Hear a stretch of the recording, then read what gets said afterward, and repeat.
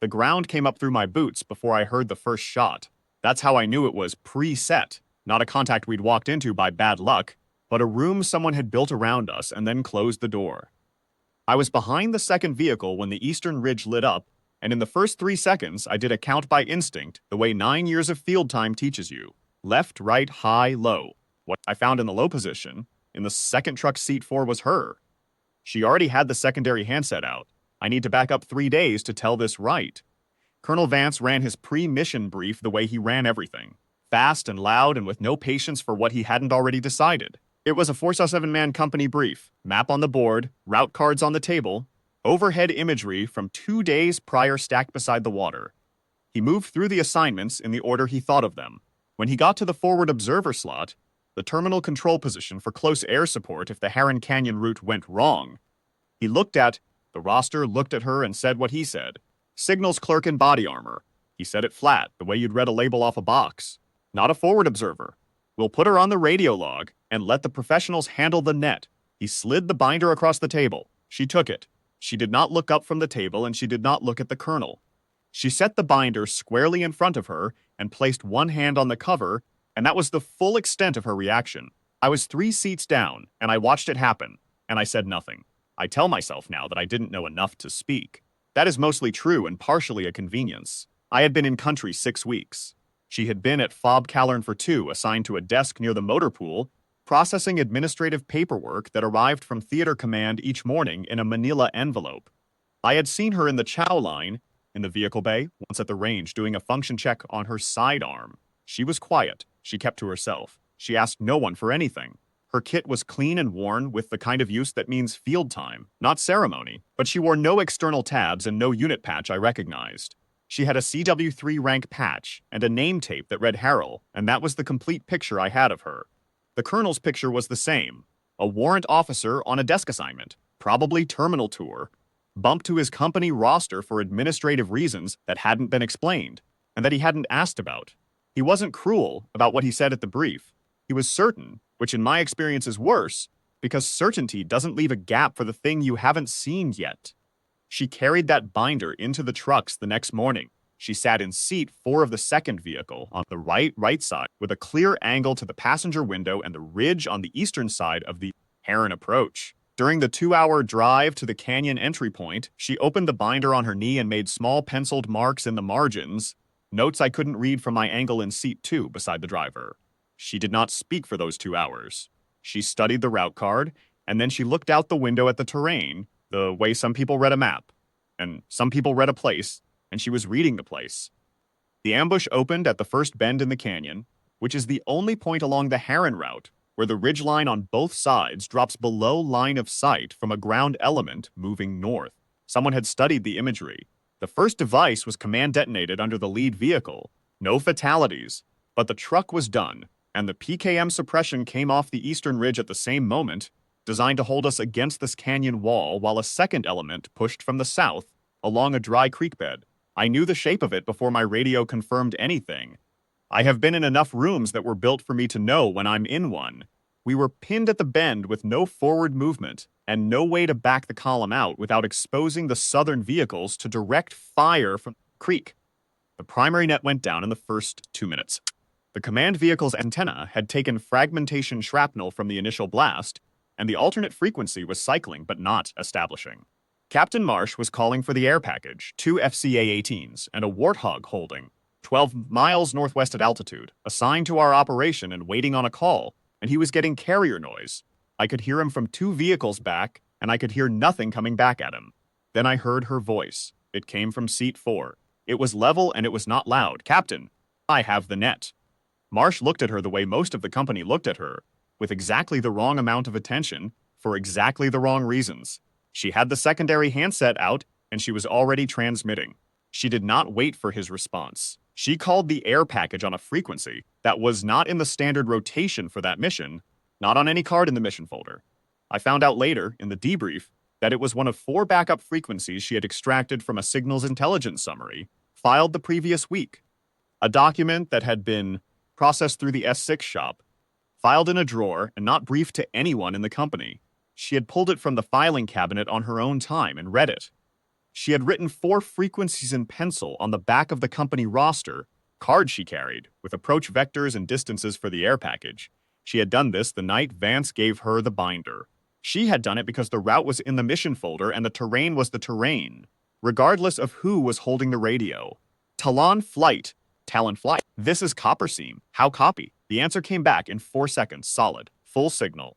What she did in the next 41 minutes was not fast. Fast is the wrong word. It was exact. She had built a geometric picture of the Heron Canyon in her head from the imagery in the mission folder and from 2 hours of looking at the eastern ridge through a vehicle window.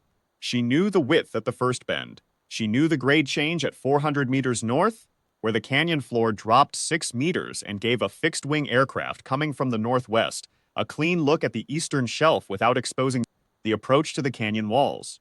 She knew that the ridge at the 2-kilometer mark jutted out in a way that masked a warthog's approach from the northern arc until the aircraft was less than half a mile out, while inside the gun's effective range for a ground suppression pass.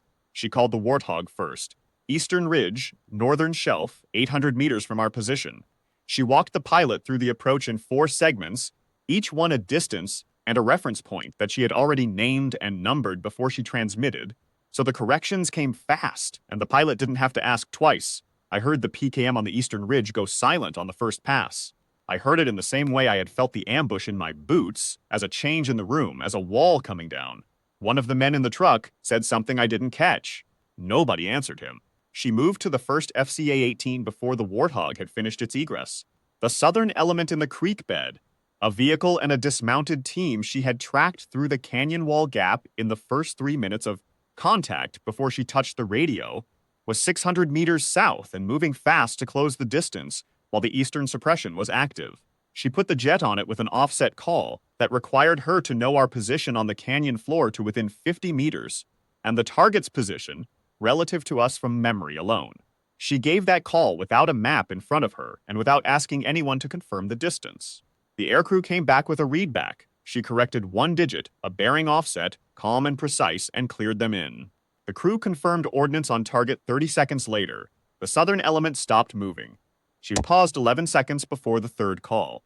I know the exact number because I found it in the radio log later, in her handwriting, with a timestamp.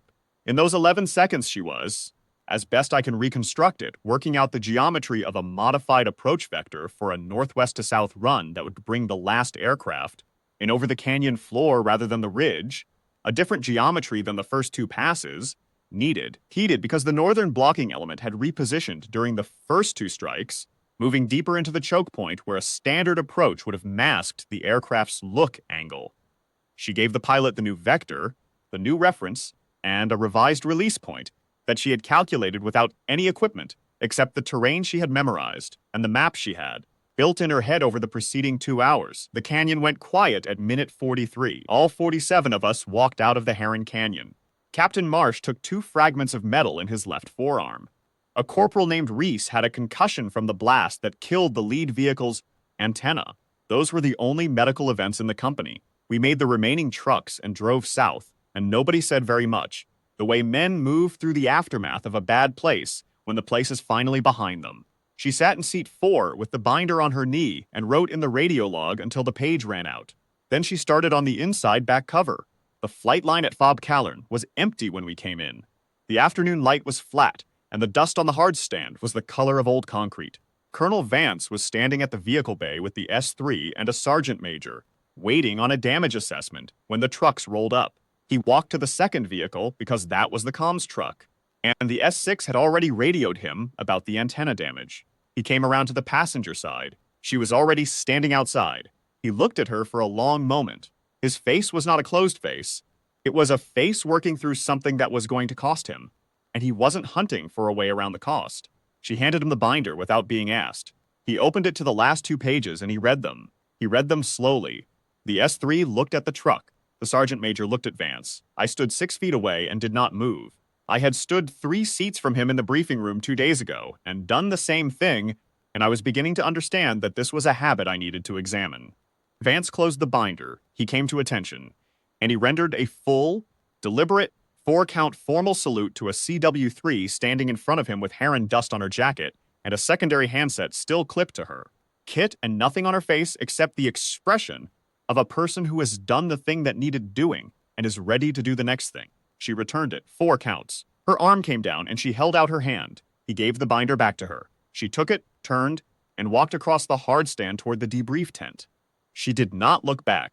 I had the squad roster card in my breast pocket, the one with all 47 names on it, including hers at the bottom under the administrative designator. I took it out and turned it over.